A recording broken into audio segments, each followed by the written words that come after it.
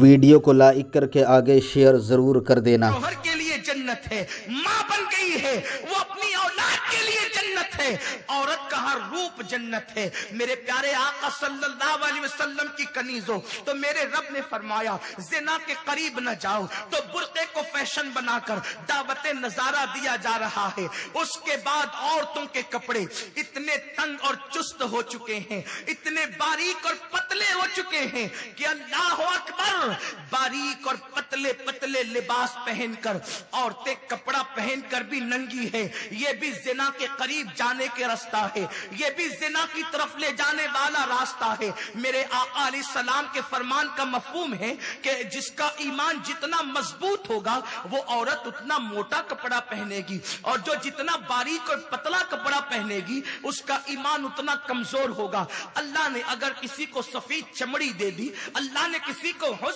دے دیا، تو عورتیں یہ تصور کرتی ہے کہ اب ہمارا حسن نمائش کے لیے ہے، ہمارا حسن دکھاوے کے لیے ہے۔ میں اپنی بہنوں کو پیغام دینا چاہتا ہوں، اے خاتون جنت کی کنیزوں، تمہاری صورت تمہارے باپ سے ملتی ہوگی، تمہاری صورت تمہاری بہن سے ملتی ہوگی، تمہاری صورت تمہاری ماں سے ملتی ہوگی۔ فاطمہ اس عورت کا نام ہے جس کی صورت محبوب خدا سے ملتی تھی، جس کی زلف واللیل کی قسم اللہ نے قرآن میں یاد کی ہے۔ فاطمہ کی صورت اس محبوب خدا سے ملتی تھی جس کے رخ بددہا کا چرچا قرآن کے اندر موجود ہے۔ فاطمہ کی صورت اس محبوب خدا سے ملتی تھی، لیکن خدا جسم کی نمائش کرنا تو دور کی بات، سجدہ اس پہ لعنت کرتی تھی۔ فاطمہ کے پردے کا حال یہ تھا کہ سجدہ فاطمہ کے دوپٹے کو کبھی چاند و سورج نے بھی نہیں دیکھا، باپ کی چوکھٹ انگال کر کے کبھی باہر بھی نہ نکلی۔ آپ کا حال یہ تھا، آپ کے نقش قدم کو کبھی زمین کے ننگے حصے نے نہیں دیکھا۔ اللہ اکبر، آج عورتوں کو کیا ہو گیا ہے؟ خاتون جنت کی کنیز ہونے کا دعویٰ کرنے والیاں باریک اور پتلے لباس پہن کر، کوئی ساڑی پہن رہی ہے، کوئی گھگرا اور شرارہ پہن رہی ہے۔ یہ اسلامی لباس نہیں ہے۔ اسلامی لباس تو وہ ہے جو پورے جسم کو ڈھک لے، اور لباس کہتے ہی اسے ہیں جو چھپا لیتا ہے، جو چھپا نہ سکے، جو ننگا کر دے، وہ لباس نہیں ہے۔ اس لیے لباس پہنو، لباس اسے کہتے ہیں جو جسم کو چھپاتا ہے، جو وجود کو چھپاتا ہے، جو جسم کی ساخت کو چھپاتا ہے۔ میرے آقا مصطفیٰ کریم رؤوف الرحیم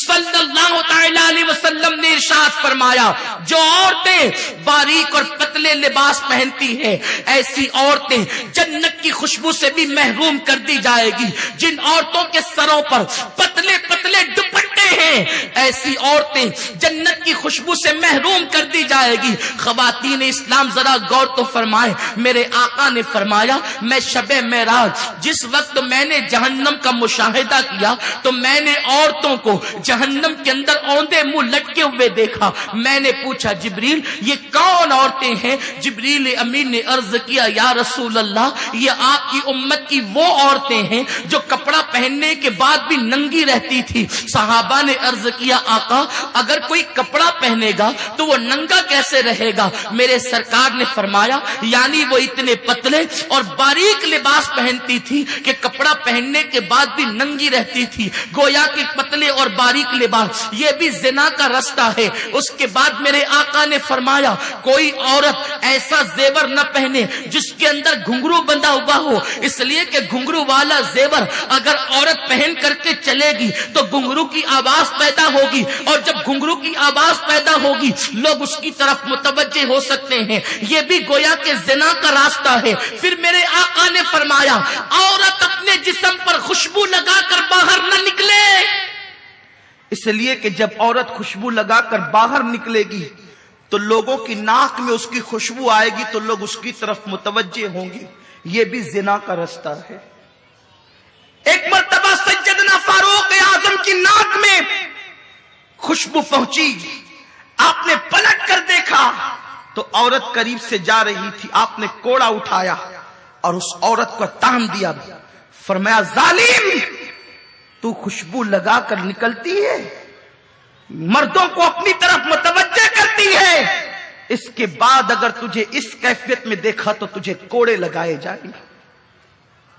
عورت خوشبو لگا کر باہر نہیں نکل سکتی، اور اگر خوشبو لگانا ہی ہے تو ایسی خوشبو جس کا کلر گہرا ہو اور خوشبو ہلکی ہو کہ قریب سے گزرنے والے کو بھی اس کی اطلاع نہ ہو، ایسی خوشبو لگائے. لیکن ایسی خوشبو لگا کر بھی گھر کے باہر نکلنے کی اجازت نہیں، وہ صرف شوہر کے لیے اجازت ہے. میرے پیارے آقا صلی اللہ علیہ وسلم کی کنیزوں، تو یہ بھی زنا کا رستہ ہے، یہ بھی زنا کی راہ ہے. عورت خوشبو لگا کر گھر سے باہر نکلے. میرے سرکار مصطفیٰ کریم رؤوف الرحیم صلی اللہ تعالی علیہ وسلم فرماتے ہیں، میں نے جہنم میں کچھ عورتوں کو اور مردوں کو اس حالت میں دیکھا کہ ان کی چمڑیوں کو آگ کی کینچی سے کاٹا جا رہا ہے. میں نے پوچھا جبریل یہ کون لوگ ہیں؟ تو عرض کیا جبریل امین نے، یا رسول اللہ صلی اللہ تعالی علیہ وسلم، یہ آپ کی امت کی وہ عورتیں اور لڑکیاں ہیں جو اس لیے بن سنور کر گھر سے نکلتی تھی کہ لوگ ان کو دیکھیں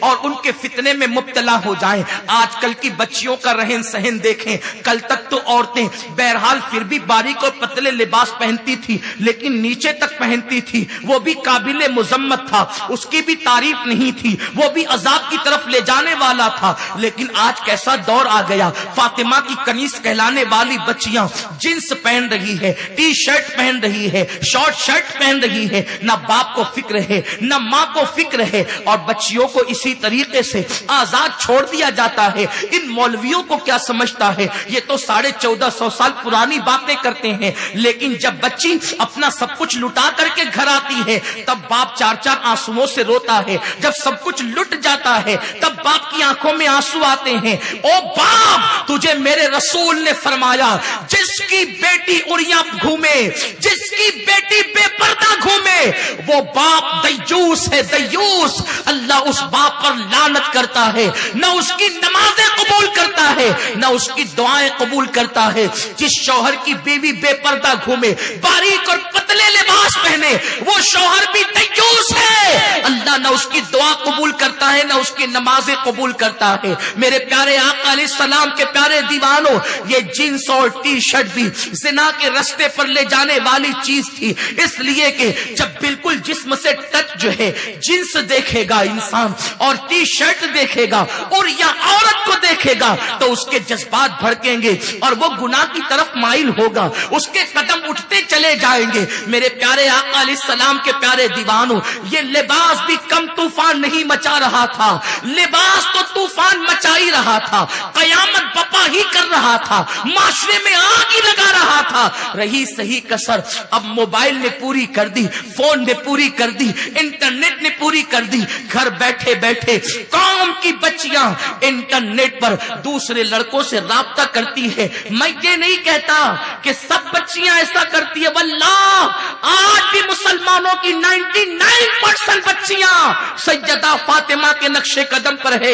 یہ میرا حسن ظن ہے. لیکن ہمارا اجتماع چونکہ پوری دنیا میں سنا جاتا ہے اور بچیوں کو آگے کوئی جو ہے وہ مسگائیڈ نہ کرے، بچیوں کی آبرو کو کوئی تباہ نہ کرے، ہم پہلے ہی سے انہیں آگاہ کر رہے ہیں. کیونکہ میرے رسول نے ایک بیٹی کی عزت کو کعبے سے بلند کر دیا ہے. قوم مسلم میں عورت وہ ہے کہ اگر رابعہ حج کو جاتی ہے تو کعبہ استقبال کے لیے چلا آتا ہے. رابعہ کہتی ہے اے کعبے تو کیوں چلا آیا؟ میں تجھے دیکھنے نہیں آئی، میں تو رب کا دیدار کرنے آئی ہوں، میں تو خدا کا جلوہ دیکھنے آئی ہوں. میرے پیارے آقا صلی اللہ علیہ وسلم کی کنیزوں، عورت وہ ہے حج کو جائے تو کعبہ آ جائے، عورت وہ ہے حج کو جائے تو کعبہ استقبال کے لیے آ جائے. اور صرف استقبال ہی نہیں بلکہ اللہ اکبر. ایک بزرگ فرماتے ہیں میں حج کے لیے نکلا، اس شان سے نکلا ہر قدم پر 2 رکعت نماز پڑھوں گا. میری قوم کی بچیوں، عورت کیا ہے دیکھو، عورت کا مقام جانو، عورت کا مرتبہ جانو. عورت اللہ سے ڈرنے والی بن جائے، عورت پاک دامن بن جائے، عورت متقی بن جائے، اس کا مرتبہ کیا ہو جاتا ہے. بزرگ فرماتے ہیں میں اس شان سے نکلا ہر قدم پر 2 رکعت پڑھوں گا، ہر قدم پر 2 رکعت پڑھوں گا. ایسا بھی کوئی حاجی تم نے دیکھا ہے جو ہر قدم پر 2 رکعت پڑھتے جائے؟ फरमाते हैं जब मताफ काबा में पहुंचा तो गिलाफ काबा लटका था, काबा गायब था। लोगों की नजरें देख नहीं पा रही थी कि गिलाफ काबा नहीं है। मैंने पूछा अल्लाह काबा गया कहां? तो निदा आई मेरे बंदे काबा राबिया का तवाफ करने के लिए गया है। राबिया कभी वो है कि हज को जाए तो काबा इस्तिकबाल को आए, और न जाए तो राबिया का तवाफ करने। ये राबिया कौन है? वीडियो अगर अच्छा लगा हो तो लाइक करके आगे शेयर ज़रूर कर देना।